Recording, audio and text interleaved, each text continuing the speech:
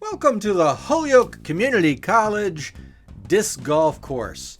As you can see, we're standing at the back of the Bartley Athletic Center on the campus of Holyoke Community College in Holyoke, Massachusetts. And I want to take you through the 2019 revision of the front nine of the disc golf course. I wanted to bring the course back to the way it was originally, a more family-friendly, open course where parents could come and play with their children and beginners could get into the sport. So let's take a look at how that came out. So the first hole starts, as it has in the past, at the back of the Bartley Center right here, and you're going to be shooting under these trees. It's a tight shot, and the hole sits at the base of the hill in front of us. You can barely make it out there. This is a par 3 hole, and in fact, all of the holes on the course are par 3 with the exception of 2, and there's 1 each on the front 9 and the back 9, and I'll mention those when we come to them. So there's the basket. Let's go up the hill here and head to the second tee. The first hole was 276 feet. The second hole is 342 feet, and it's a really challenging shot. As it's always been, this is one of the original holes. Pavement on this course is out of bounds, so there's out of bounds to the left, and the soccer field that's down the hill on the right is also out of bounds. So you have got out of bounds on both sides and this really steeply sloping hill. So it's a challenging shot. It's a good idea to sort of lay up on this.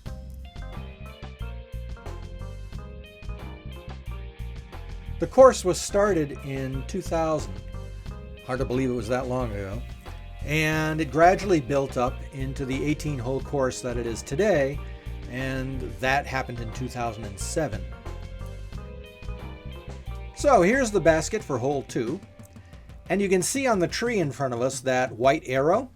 The white arrow indicates the position of the next tee, so the tee for 3 is down over here. Now most of the tees I marked with stone pavers, and the numbers are on there, but somehow those pavers disappear from time to time. So if you can't find the pavers, all you do is you just look for the worn dirt area, and that will generally be where the tee marker is. So here we have hole 3, which is a 227-foot shot. Not very long, but pretty challenging, again on the side of a very sloped hill. All of the growth on the right-hand side is scheduled to be cleaned up, so hopefully you won't have all that to contend with, and you'll have a more direct shot directly to this basket. And there's the third basket. So let's move on to hole 4. So the first 3 holes are pretty much original to the course. That's the way they were designed, and they haven't changed. From here on out, it's a little bit different. This requires you to cross this road over here, which is a fairly busy road, so you always want to look both ways before crossing so you don't get hit by a car. If you have a family with small children, you can bypass holes 4 and 5 and stay on the same side of the road and just go directly to hole 6. So this hole 4 is a sort of flip of the previous configuration of this hole. The basket used to be over here, the tee was on the other side, so I just flipped it, and here's the tee. And the basket is straight ahead, and it's a challenging shot again. It's 213 feet, fairly short, but you've got all these obstacles to get around.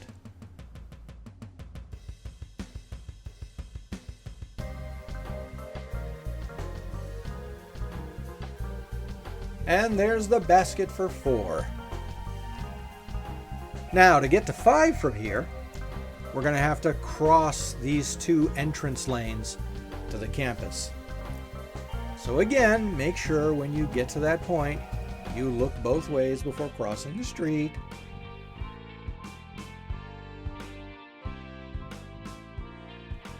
This was filmed in the morning during the summer, and the campus was pretty much quiet at that point.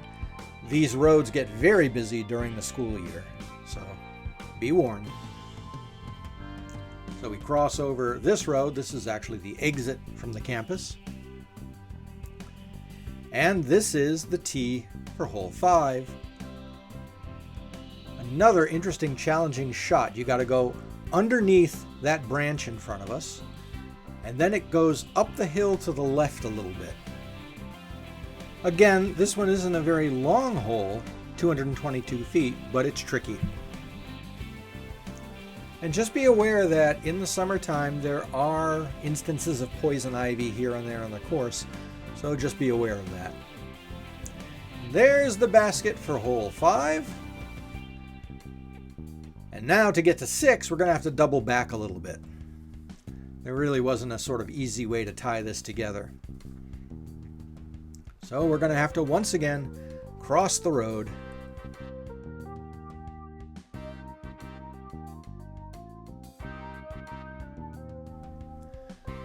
And we look both ways and then cross. Hole 6 used to be hole 5 on the course revision from 2012, and this one hasn't changed. This is the same. If there was a safe way to get down from that hill on hole 5, you could just go right across the street from there, but there's no safe way down, so we backtrack. So this is the tee for hole 6, and you can see the basket way at the end there. This is a fairly open shot. And again, the big danger here is on both sides you have asphalt, which is out of bounds. And this hole is 331 feet long.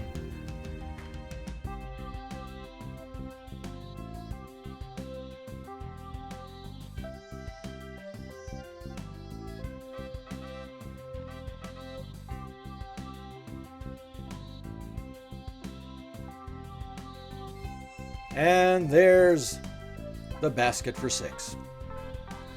So let's move on to hole 7, and this is one of my favorite holes on the course. In the original configuration of the course, this was hole 4. You'd go right from 3 to this one. But I had to rearrange things a bit, and so I was able to bring this one back, and I really like this hole. It's one of those holes that's not really long, but you get this wonderful shot from up on the hill, and you can see your disc soar off toward the basket. So here we go with the tee area. So the hole is down the hill in that little clump of trees over on the left there, and it's about 269 feet. So again, not very long. And actually just a really pretty hole. This is a great birdie opportunity, or even an ace opportunity if you've got good accuracy.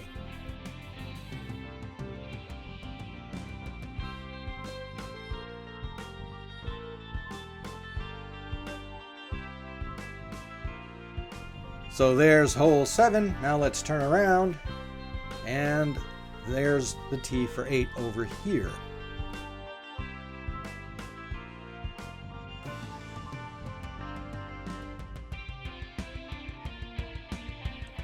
And there's the tee. So where you're shooting for is beyond this clump of trees, beyond where hole 7 was. And you have a choice. You can go left or right, hyzer or anhyzer. And I'm going to go around to the right here. And this is one of the longer holes on the course. This is 407 feet. It's pretty wide open though. And once you get around the corner, you can see the basket up on the side of the hill next to that tree.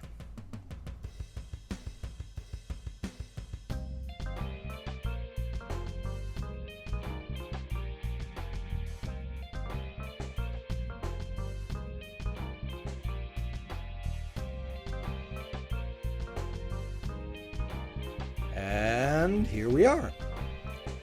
And from hole 8, it's just a short little walk up the hill to the tee for 9. The final hole on the front 9. And this is one of the holes from the original course. This used to be hole 8 on the original course. And this is the longest hole on the course. It's a par 4, 536-foot whopper. And it encourages anyone with a really strong arm to just throw their heart out here. You got to go all the way across the softball field into that clump of trees way at the other end. The entire front nine is 2,823 feet. So adding into that the 2,344 of the back nine, that gives us a total of almost a mile of course, 5,167 feet on this configuration of the course. And the back nine is a real challenge. That's the hide of the Jekyll Hyde course that we have here. So this is the beginner-friendly course on the front nine. And then if you go to the back nine, that's when the real challenges happen. And of course I have another video about the back nine that you can view. And there is the basket for 9. And that brings our little tour of the front nine to an end. When you want to get over to hole 10, all you would do is you would just walk across this parking lot here. There's the back of the Bartley Center in front of us. And hole 10 is just to the right of that on the other side of the road. So if you get out to the Holyoke, Massachusetts area, you got an 18-hole disc golf course to play. It offers a nice relaxing game on the front nine and then some really hair-tearing challenges on the back nine. So have a great time and hope to see you out on the course.